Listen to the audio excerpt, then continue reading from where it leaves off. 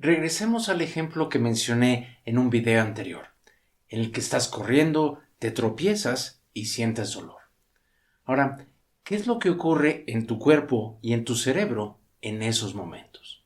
Bueno, pues en la piel, los músculos, articulaciones, huesos, estómago, etc., tienes millones de sensores, técnicamente conocidos como nociceptores. Estos sensores son como reporteros que están constantemente inspeccionando su área en busca de cualquier estímulo nocivo. Estos sensores se encuentran en la parte exterior y al final de las neuronas del sistema nervioso periférico. Ahora, los sensores son bastante especializados. Algunos de ellos responden a fuerzas o estímulos mecánicos, como por ejemplo presión o una punzada. Otros responden a cambios en temperatura, a calor o frío. Otros a la presencia de cambios químicos, como por ejemplo un alérgeno en la piel o ácido láctico en los músculos. Y otros a una combinación de estos estímulos. Entonces, cuando un sensor responde a un estímulo, ese sensor se abre, lo que a su vez crea un impulso eléctrico en la neurona. Y si hay suficientes sensores abiertos, ese impulso se envía a través de la neurona a la médula espinal y de ahí se manda al cerebro. Estos sensores, junto con los sensores en tus ojos, oídos, nariz, etc., son tu primera línea de protección contra un daño potencial. Y si un tipo de sensor falla, otros pueden hacerse cargo. Ahora, esto es muy importante. La información que envían los sensores a través de las neuronas no es dolor. La señal que envían es básicamente peligro, como por ejemplo, peligro, punzada en mi área, o peligro, aumento en el nivel de acidez aquí. Entonces, estas señales le advierten al cerebro cuando hay un peligro. Le dicen en qué parte del cuerpo está, qué tanto peligro hay y el tipo de peligro, en términos de si es una punzada, calor, presión, etc. Al llegar esta información al cerebro, múltiples partes se ponen a trabajar para procesar e interpretar el significado de estas señales. Ahora, la evaluación que hace el cerebro es muy completa. El cerebro no nada más considera las señales que mandan los nociceptores y la información de lo que estás viendo, escuchando, oliendo.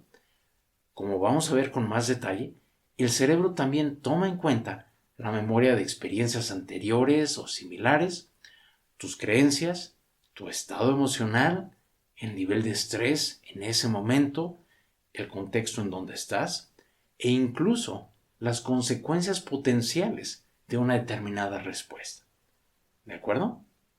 Entonces, el cerebro evalúa todo esto y llega a una conclusión. Y si el cerebro decide, sí, hubo un daño y necesito proteger al cuerpo, es entonces que se genera dolor y dices, ¡au! Dependiendo de lo que decida, el cerebro puede hacer que los músculos se tensen, el corazón lata más rápidamente, se active el sistema inmunológico, se desacelera la digestión, etc. Obviamente, este proceso se da increíblemente rápido, en un abrir y cerrar de ojos, lo cual es realmente asombroso, ¿verdad?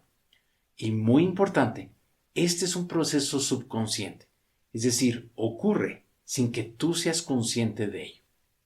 Quiero enfatizar un aspecto muy importante. Hay muchas partes involucradas en la experiencia del dolor. Los sensores, las neuronas, la médula espinal, el cerebro, etc. Pero es el cerebro el que decide si experimentas dolor o no el 100% de las veces, sin excepción alguna. Y esta es la segunda clave para eliminar el dolor crónico. Tu cerebro es el que decide si genera dolor o no. Relacionado con esto, si algún médico, psicólogo, terapeuta, familiar o quien sea te dice que el dolor que sientes está en tu cabeza, implicando que ese dolor no es real, quiero que sepas, absolutamente todo el dolor es producido por el cerebro. Así que podríamos decir, el dolor siempre está en tu cabeza. Ahora, esto no quiere decir que el dolor no sea real. Al contrario, cualquier dolor físico que experimentes es real. Así que, si alguien te dice que el dolor está en tu cabeza, esa persona no tiene conocimientos suficientes de fisiología y neuroanatomía. ¿De acuerdo? Muy bien. Ahora, ¿cuál es el criterio que sigue el cerebro para decidir si genera dolor o no? Bueno, pues básicamente el cerebro genera dolor si considera que eso te va a proteger. Ahora, esto es súper importante, así que lo voy a repetir. El dolor es un mecanismo de protección. Como vimos, el dolor te fuerza a hacer algo al respecto. Te hace que pares lo que estás haciendo, o te fuerza a moverte, o a no moverte, según sea el caso, o a buscar algo que alivie ese dolor, etc.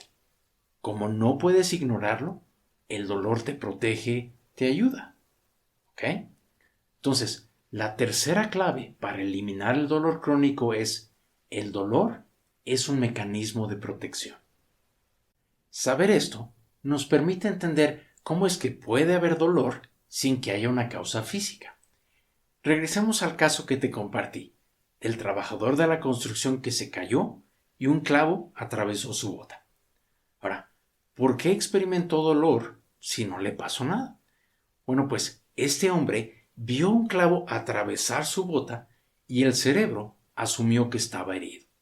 Los sensores en el pie estaban mandando señales normales y totalmente inofensivas, como por ejemplo la textura del calcetín, el contacto con la bota, etc.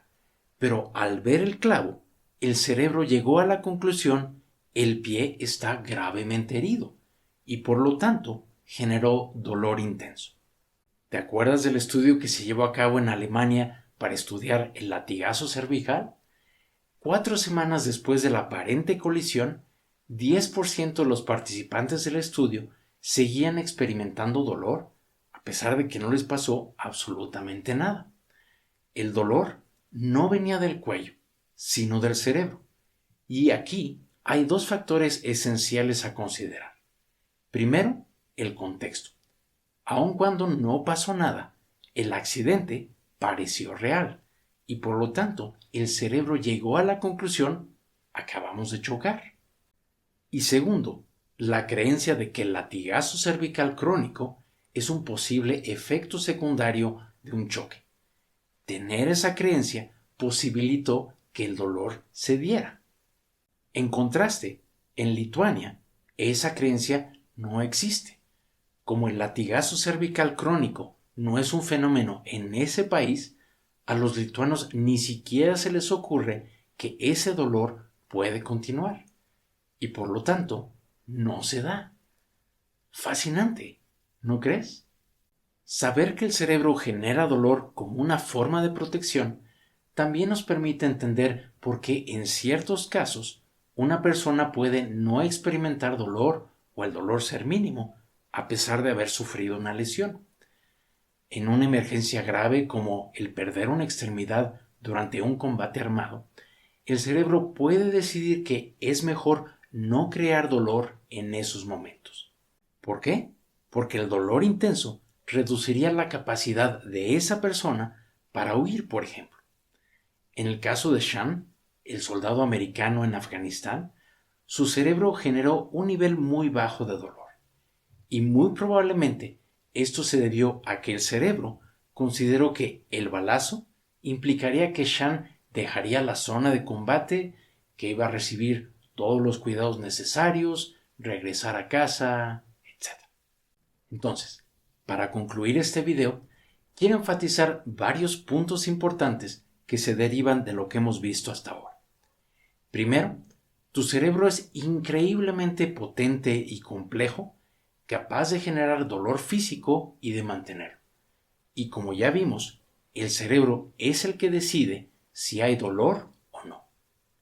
Segundo, el proceso cerebral que genera dolor es subconsciente. En otras palabras, tú no estás conscientemente decidiendo si vas a tener dolor o no. Es el cerebro quien decide con base en una multiplicidad de factores sin que tú seas consciente de ello. Tercero, el dolor lo sientes en el cuerpo, obviamente, pero la causa no necesariamente está en la parte que te duele. Cuarto, puede haber dolor sin que haya una causa física real o un daño estructural. Quinto, el dolor que experimentas puede ser más intenso de lo que realmente está pasando en el cuerpo. Y por último, y muy importante, el dolor que genera el cerebro es un mecanismo de protección. Muy bien, te veo en el siguiente video.